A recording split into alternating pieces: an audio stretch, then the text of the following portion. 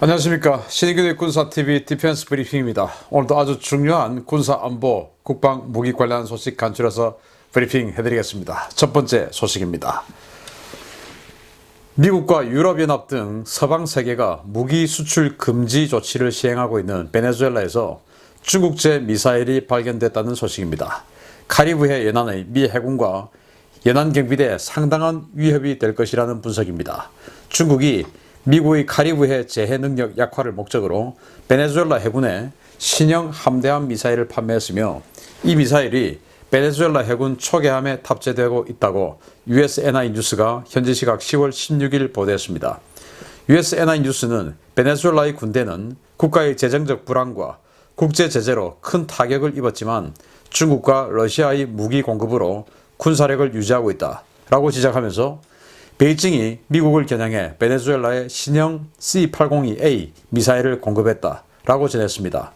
일명 중국판 하푼이라고 불리는 C-802A 미사일은 180km급의 사거리에 아음속 미사일이지만 시스키밍 능력이 우수해서 개발도상국을 중심으로 상당한 수량이 판매된 미사일입니다.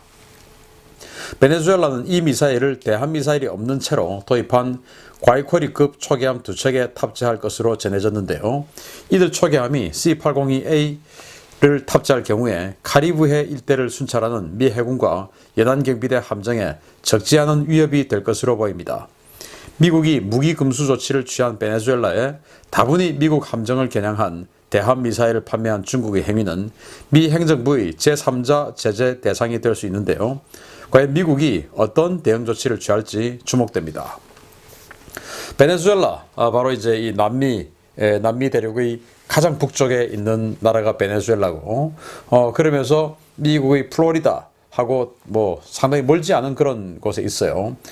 그런데 미국 입장에서는 이 카리브해 연안, 에 있는 모든 나라들 중에서 사실 미국을 위협할 수 있는 나라는 전혀 없죠. 그런데 오직 이 베네수엘라가 반미의 기치를 들고 미국하고 지금 뭐 한번 붙어볼까 뭐 이제 이런 경우가 있는데, 이제 이 베네수엘라 같은 경우는 과거 뭐 지금 보시다시피 미국하고 사이가 좋을 때는 미국제 무기도 갖다 썼었어요. 그러다가 이제 미국하고 완전히 담을 쌓고 지금은 러시아제 무기를 주로 쓰고 있는데, 미국과 서방이 이 베네수엘라라는 이 독재 국가에 무기를 공급하는 것은 그 세컨더리 보이콧 하겠다, 이 제재를 하겠다라고 했는데 중국이 여기다가 미사일을 공급했습니다.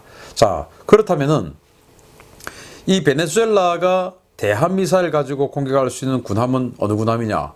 뭐 멕시코를 공격하겠습니까? 누구를 하겠습니까? 바로 미국 군함 공격하라고 여기다가 미사일 갖다 주는 거죠. 그래서 C-802 미사일이라고 있는데 이게 우리나라로 치면 뭐 하푼 또는 해성 이런 미사일하고 사거리나 능력이나 또는 뭐 이 시대적 이 발전 상황에 따른 그레이드나 이런 게 아주 비슷한 그런 미사일이에요. 이런 걸 이제 배치를 해줬다. 그러면은 사실 뭐 우리나라 해성 뭐 굉장히 우수한 미사일이다 이런 이야기 하는데, 지금 뭐 모든 대한 미사일이 초음속으로 가는 마당에 우리나라 해성 미사일이 우수하다라고 하는 건 사실은 거짓말이에요. 저는 그런 거짓말 하기는 싫고 그냥 21세기 스타일의 미사일은 아니다라고 말씀을 드릴 수는 있습니다.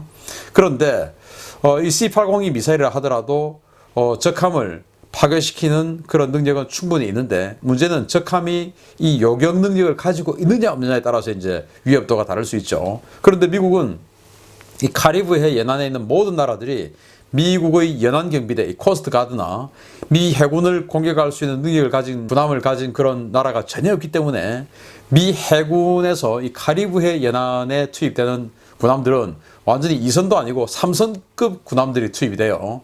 뭐 퇴역 직전에 올리버 하자드 페리급이라든지 이런 것들이 이제 여기 주로 투입이 되는 곳인데, 여기에 이제 이렇게 C-802 대한미사일을 장착한 초계함이 등장했다. 그러면 이제 올리버 하자드 페리급 가지고 동시 대응 능력이 안 되니까 이거 이제 치명적일 수 있죠. 그래서 이 미사일 몇 발로 인해서 미국이 이 지역에 배치하는 군함의 종류가 달라져야 됩니다. 그러면은 미국은 퇴역 직전의 그런 2, 3선급 군함들을 여기다 배치했는데 이 1선급 방공함을 여기다가 카리브해에 배치를 하면 결국은 미국은 방공함 몇 척을 더 찍어야 되지 않습니까? 그래서 정말 뭐 $100만 정도밖에 안 하는 이 미사일 몇 발을 중국이 베네수엘라에 공급을 함으로 인해서 미국은 2조 원 정도 하는 이 이지스함 몇 척을 더 찍어내야 하는 이런 상황이 된 것이죠. 미국 분노하겠죠. 그러면 이제 왜 이러냐? 미국은 이렇게 되면은 중국에 대한 보복을 세컨더리 보이콧 할 수 있는데 이거 가지고 세컨더리 보이콧 할 수 있겠습니까? 그러니까 아마 그러면 대만에게 더 많은 무기를 공급해서 더 중국을 괴롭히는 이런 쪽으로 가지 않을까. 그래서 또 중국은 그러면 또 이제 또 베네수엘라에 더 강력한 무기를 공급하고 이런 에스컬레이션이 될 것 같은데, 아무튼 미국과 중국, 중국의 턱 밑에다가 대만을 무장시켜주고 중국은 반대로 미국의 턱 밑에 베네수엘라를 이렇게 무장시켜주기 시작했는데 앞으로 어디까지 진행될지, 그래서 미국의 분노가 어디까지 뻗칠지 궁금합니다. 계속 알려드리도록 하겠습니다. 두 번째입니다. 우리 T-50과 FA-50의 수출 전망에 갈수록 악재만 쌓이고 있습니다. 유럽 에어버스가 경전투기로 활용 가능한 차세대 고등 훈련기를 출시한다는 소식입니다. 에어버스가 현재 진행 중인 스페인 공군의 차세대 고등 훈련기 겸 전술 입문기 사업에 입찰하기 위한 신형 항공기로 AJT, 즉 Advanced Jet Trainer 모델 디자인을 공개하고 본격적인 개발에 착수했다고 제인스가 현지 시각 19일 보도했습니다. 현지 시각으로 10월 16일 처음 그 이미지가 공개된 AJT는 노후화된 C101 F5 계열을 대체하는 천음속 고등훈련기 겸 전술 입문기로 스페인 공군의 차세대 훈련기 사업을 통해 처음으로 그 외형이 공개되었습니다. 에어버스는 AJT를 5세대 및 6세대 전투기 훈련에 특화된 훈련기로 규정하고 단순한 구조와 높은 신뢰성, 뛰어난 경제성을 최우선 개발 목표로 설정하고 개발을 진행 중이라고 밝혔습니다. AJT는 사용자 요구에 따라서 단좌형과 복좌형 모두 선택이 가능하고 기관총과 레이더 역시 옵션 사용으로 추가하거나 제거할 수 있는데요. 사용자는 임무 소요와 재정적 여력에 따라 다양한 옵션과 가격으로 AJT를 도입할 수 있다는 것이 에어버스 측의 설명입니다. 이 최신형 AJT는 미국 보잉의 T-7A와 더불어 향후 서방 측 고등훈련기와 경전투기 시장에서 가장 강력한 경쟁력을 가질 것으로 전망되는데요. AJT의 등장으로 초음속 비행이 가능하다는 점 외에는 가격과 성능, 확장성 등 모든 면에서 불리한 T-50 계열 기체들의 수출 전망이 더욱 어두워질 것으로 예상됩니다. 참 엎친데 덮친 격이네요. T-50이 어느덧 지금 이제 출시된 지 20년이 다 돼가고 있습니다. 그래서 우리는 T-50이 그냥 엊그제 같아서 아직도 최신형 훈련기인 것처럼 생각이 되는데, 그냥 가만히 따지고 보니까 이 T-50이 나온 지 지금 20년 다 돼가요. 그러면 이제 세계적으로 봤을 때 이게 최신형 훈련기는 아닌 상황이 되었고, 그리고 초음속을 요구하다 보니까 엔진 파워는 좋아야 되고, 그러다 보니 엔진 가격 비싸고, 엔진을 어느 정도 큰 출력이 큰 엔진을 넣다 보니까 덩치가 훈련기치고는 조금 더 커졌고, 그러다 보니까 가격이 비싸졌고, 이제 이런 상황이죠. 이런 와중에 이제 미국의 고등 훈련기 시장인 미공군 TX 사업에서 보잉의 T7에게 졌는데, 보잉의 T7이 우리 T50보다 30% 이상 가격이 싼 가격으로 들어왔다. 그러니까 가격 경쟁력에서 상대가 안 되는 것이죠. 또 거기는 5세대 6세대에 특화된 그런 훈련 시스템, 풀 디지털 이런 것들 이제 주창을 했는데, 마찬가지로 이제 유럽에서도 이 에어버스가 AJT, Advanced Jet Trainer, 그래서 이 AJT를 출시를 하고, 그러면 이 유럽의 에어버스 같은 경우는 독일, 영국, 모든 스페인, 이태리 이 모든 나라들이 이 에어버스, 그 프랑스까지 다 지금 관계가 되어 있는 그런 회사 아닙니까? 완전히 유럽의 다국적 회사인데, 이 에어버스가 이런 훈련기를 내놓으면 당연히 유럽 나라들은 에어버스하고 다 관계가 있으니까 이 에어버스제를 하게 되겠죠.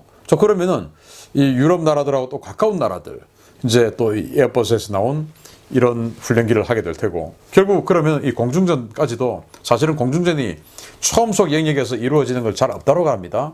대부분의 공중전은 천음속 영역에서 이루어진다고 하는데, 이 훈련기는 천음속, 즉 마하 1에 가까운 그런 최고 속도, 아음속보다는 좀 더 빠르죠.